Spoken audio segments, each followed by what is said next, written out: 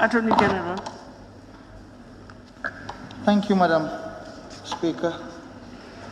I wish to thank all the honorable members for their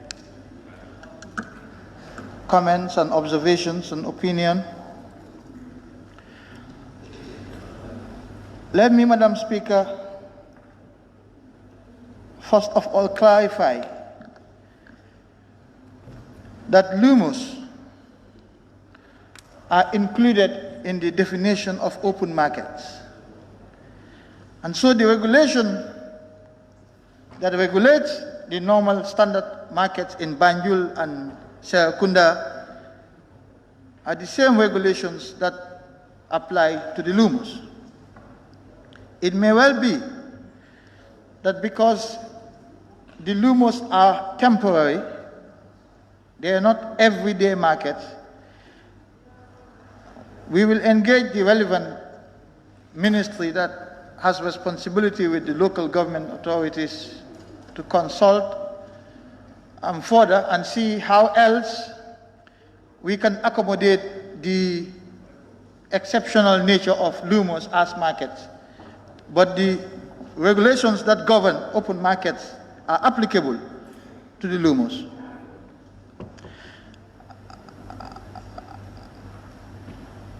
I will only add that these regulations can be improved, but we need them in place to start with. If we do not have a state of emergency, as the Honorable Member for Upper Salem said, we cannot have these regulations. So you need the state of emergency first, then you can look at the regulations and see how to improve them. We have amended some regulations. They may not be the last amendments. We will continue to engage with the National Assembly and other stakeholders to ensure that the regulations are adjusted and adapted to serve the purpose for which they are being promulgated. If you recall, the first regulation on open markets only allowed those who are selling food in the market areas to open. Now there was complaint both from the general public and from some members of this August Assembly about the hardship that is befalling on heads of families who have shops that are not selling food in the market, but who've had to close those shops. It's as a result of those complaints that we amended the regulations to allow opening times for those who are not selling food items in the market areas. That comes with consequences, unfortunately. It means more people will now go to the market. It's a difficult situation for everyone. We have to practice social distancing. I agree with all the members who have said so. There is no doubt about it. Without social distancing, we cannot effectively break the chain of transmission. But the government has challenges, particularly its human resources challenges. This is a period when there is high demand on our security services, particularly the police. They have been asked to reinforce several other sectors of government. However, I will share with you, as the chair of the Steering Committee on Security Sector Reform, that we are not ruling out the use of the army to enforce these social distancing measures. But we want to make sure that when we do, if we do, that the army will be prepared to deal with the civilians in the way that they must. We have already discussed the possibility of developing a standard operating procedure to guide the army in their interactions with civilians. They are not regular police. They have a special training. I'm sure we all know that. But we can't just toss the army onto civilian streets without orientation, without training, without special standard operating procedures in terms of how they will deal with civilians. And that is only because we want to ensure we will enforce these social distancing measures. And they may be applicable in the market areas as well. Because the police feel that if they want to use reasonable force even to enforce social distancing measures in the markets, they don't have the numbers to be able to do so effectively. In fact, they will be overwhelmed.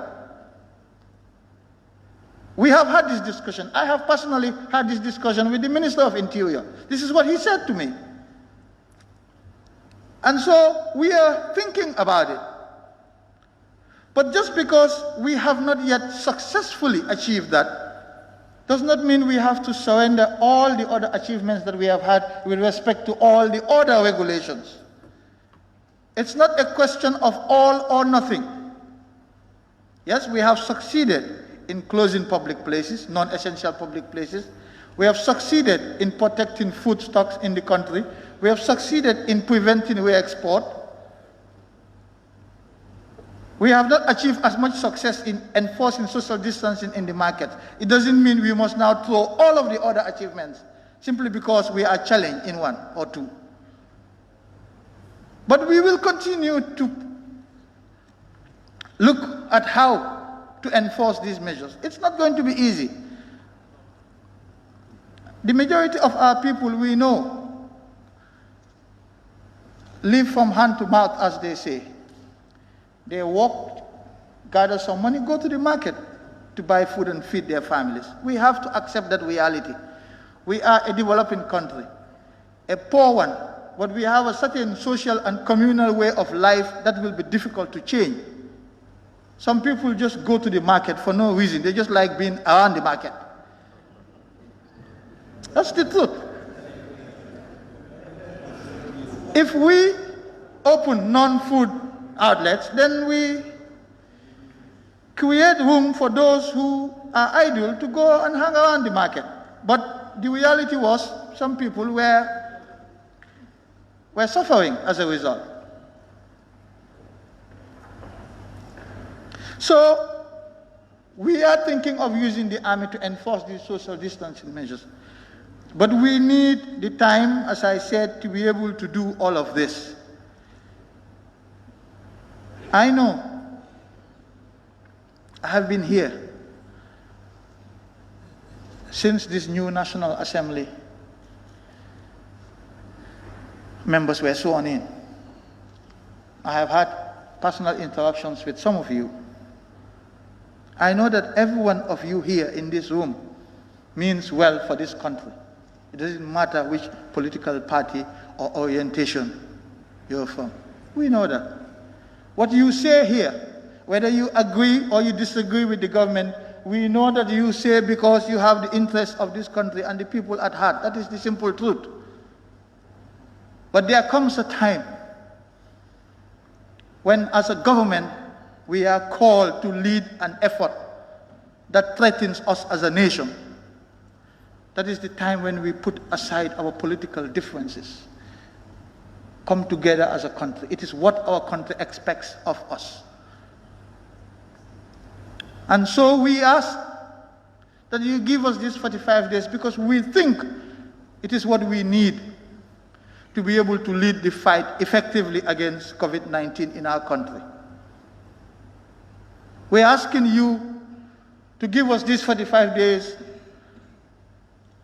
as your meaningful contribution to our attempts as a government to save lives.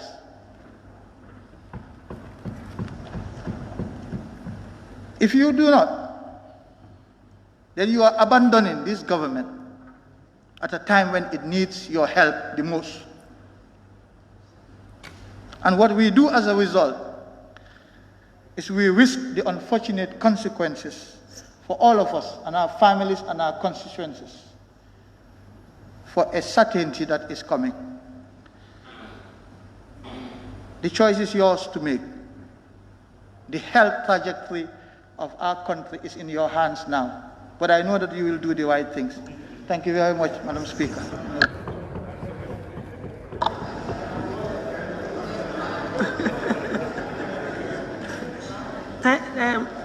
The mic is on.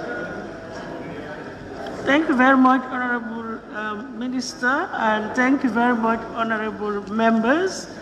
May I now put the question, be it resolved that this Honorable Assembly do approve the motion to further extend the period of the state of public emergency for 45 days in accordance with Section 34(5)(a)(1) of the 1997 Constitution, and further affirm the period of the public emergency regulations made thereto in accordance with Section 5(2) of the Emergency Powers Act, effective Monday, 18th of May, 2020.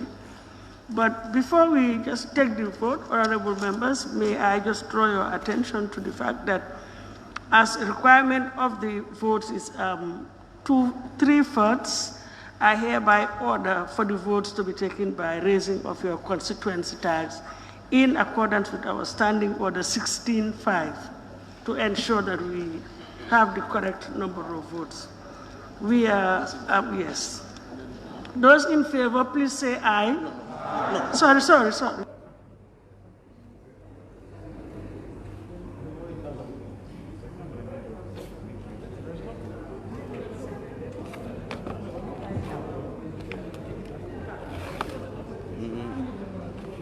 Yes, sorry. Those in favor, please raise your constituency tags. Those in favor. For the extension. This is not the way. Sorry. You were not here. We'll take a vote.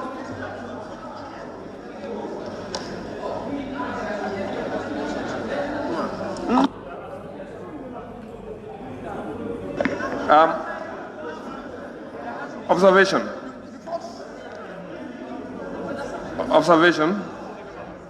Honorable, can you raise your tags if you are in favor of the motion for the extension for 45 days? Please, can you raise your tags if you are in favor? Those in favor. Madam Speaker,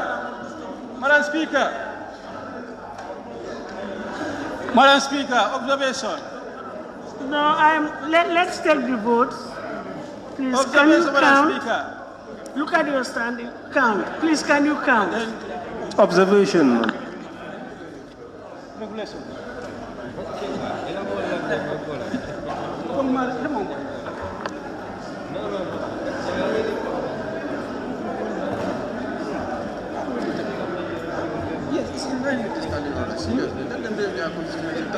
Yeah, please, can you raise your tags so that we'll do the counting? We start from here. No, the motion is 45. The motion said 45 days. It's very clear.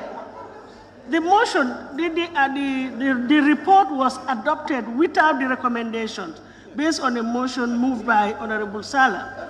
So, well.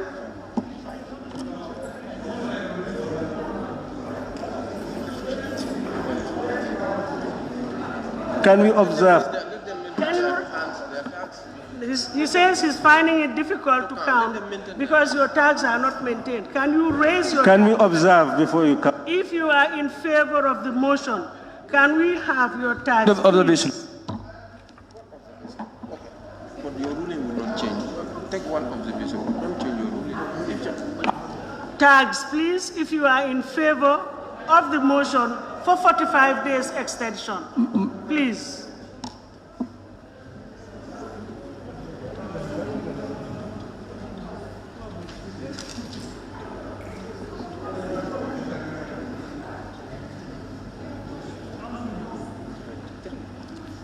Is your tag on Janjambure or not?